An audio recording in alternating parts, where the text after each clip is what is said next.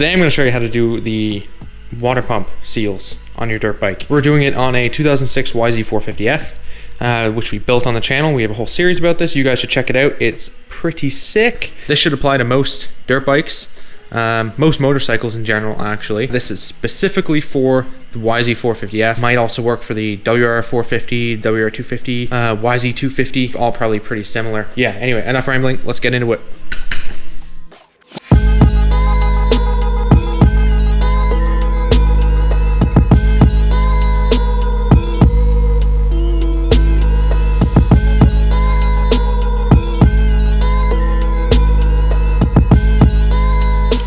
So let's take this side casing off. These are all 8mm bolts.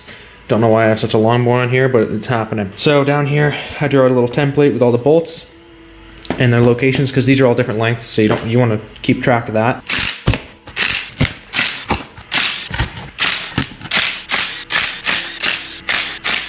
Alright, so as you can see, all the bolts are off. They've been placed on their respective bolt mat. Pretty well every single one of these is a different size, so be careful with that. Yeah, what I'm going to do now actually is, I probably should have done this first. I'm just going to remove the oil filter and the water pump cover. Yeah, let's do that. Alright, so I figured out what was leaking with this bad boy. If you look here, there's supposed to be an O-ring there, O-ring there, O-ring there. Now I took it off and there were only 2 O-rings, so that's our fault. When we put it back together, we forgot one of the O-rings. Anyway, let's get this cover off here. Just gonna wipe out the extra oil from in there.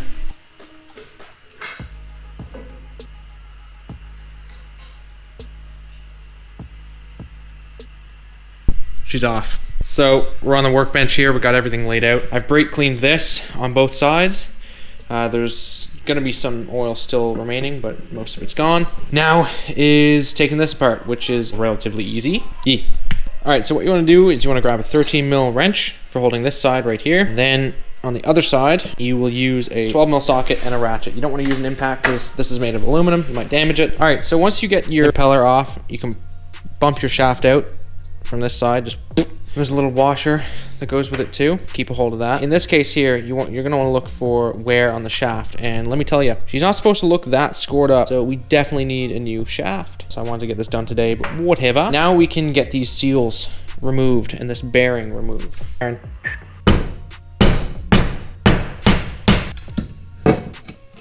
there's also another piece that I noticed we're missing. If you come over here, just let me grab my flashlight. Come over here.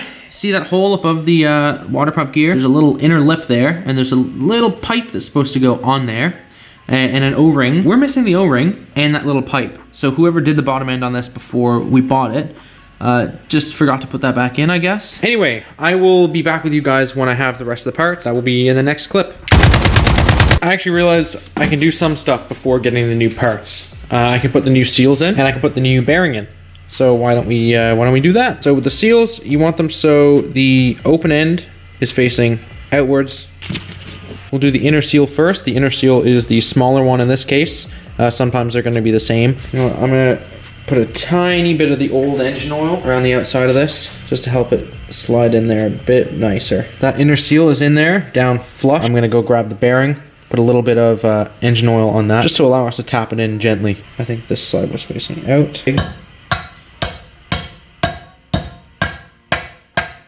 All right, that feels flush all the way around. It's not going any further. So the bearing and inner seal are done. Now we can flip this bad boy over and do the outer seal. So outer seal is here. Again, we want the flat side against the engine case like that. So yeah, it feels flush all the way around. I think we're good with that one. So now, going back to what I said previously, I'll get back to you when I have the new parts, because that's what we need next to rebuild this. All right, and we're back just like that. Wow, that was pretty fast, eh? So we got the parts here. Oil filter O-ring, more oil filter O-rings, washer for the water pump, and this little water pipe. Ooh, and we also got this guy right here, new impeller shaft, as I know you just saw it in the last clip, but ours is completely destroyed. Let's get this thing put back together so we can put it back on the bike. All right, so hopefully this is a bit better of an angle for you guys. I don't know why I didn't do this last time. All right, what you're gonna do is you take a shaft, go on the back side of this bad boy, Next thing you need is your washer. 13's on the back there, you guys can see. If you're doing this so I'm working on a YZ450. If you guys are doing the water pump on your bike, which is a different bike, you're gonna wanna look in the owner's manual to find the torque spec for this impeller. For me, it's 10 foot-pounds or 120 inch-pounds.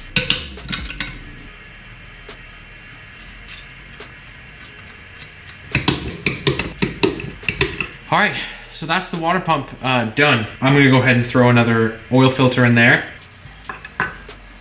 Ran out of space on the memory card, of course. That's always nice. So here's where we're at. Just tighten these two bolts down, just snug, because I'm gonna torque them all once the engine case goes back on, because this bolt has to go through that hole. I think it's time to put this thing back on the bike. What do you guys say? Okay, let's do it.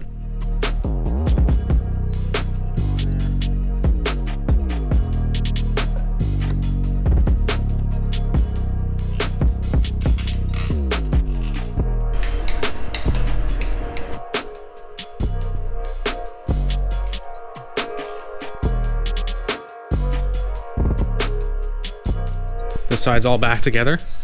Everything's torqued down properly. Cleaned it all off, so there's no oil whatsoever on anything. That's good.